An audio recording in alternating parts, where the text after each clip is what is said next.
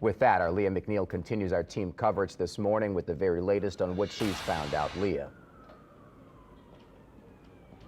Well, Brandon, since we got here on scene, I can best describe it to you as just chaos. You can still hear the sirens blaring in the background, state police out here, NOPD out here, just a whole lot of law enforcement presence. You see them lining the street right here. When we first arrived on scene, we saw dozens of ambulances just trying to get to the crowd. Mind you, a lot of these streets were closed, again, because of New Year's Eve, because of the New Year's celebration.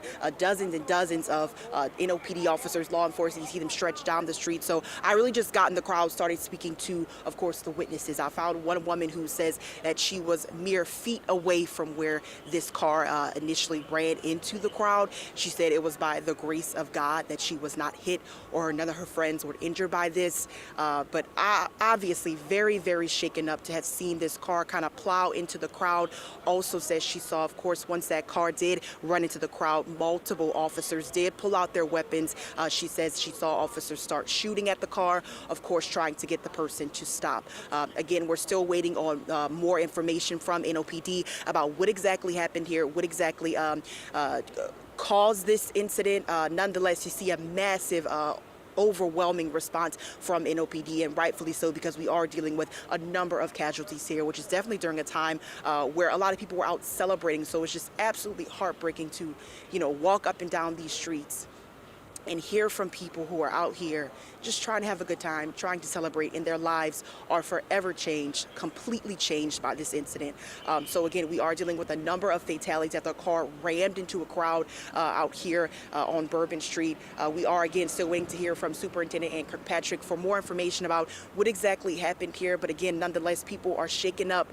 A lot of tears I've seen. It's not the easiest thing to talk about, especially when you're starting off the new year like this in your city. So it's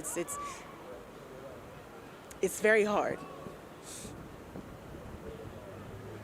All right, Leah, and we understand that it's hard to be out there on scene. We're going to give you a second and just bring it back here for a second, and let's just walk you through what Leah just told us. Leah is giving us one of the first witnesses' accounts of what happened here overnight on Bourbon Street. Leah was speaking to a woman there who told her that she escaped, quote, by the grace of God. She told Leah, she said that she was there on Canal Street and she ran. She said that she saw a vehicle ram into multiple people there on scene, that woman there nearly escaping. And Leah putting this into perspective this morning as we do work to get a clearer picture of what investigators know at this hour.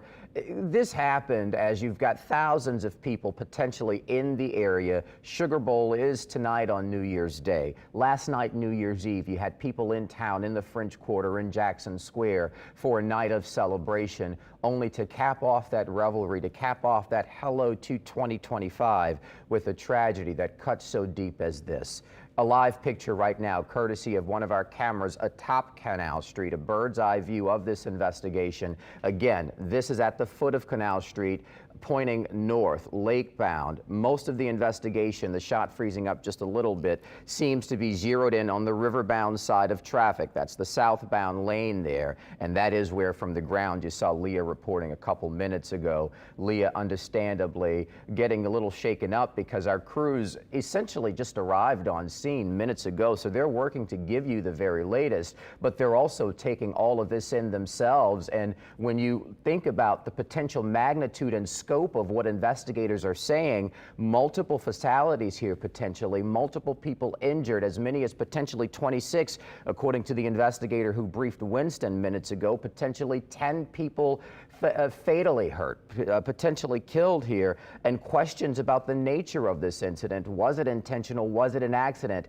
There is a lot to get to at 4:52 as we get to the very latest on this investigation. We're going to take a quick break and bring you the very latest on the other side.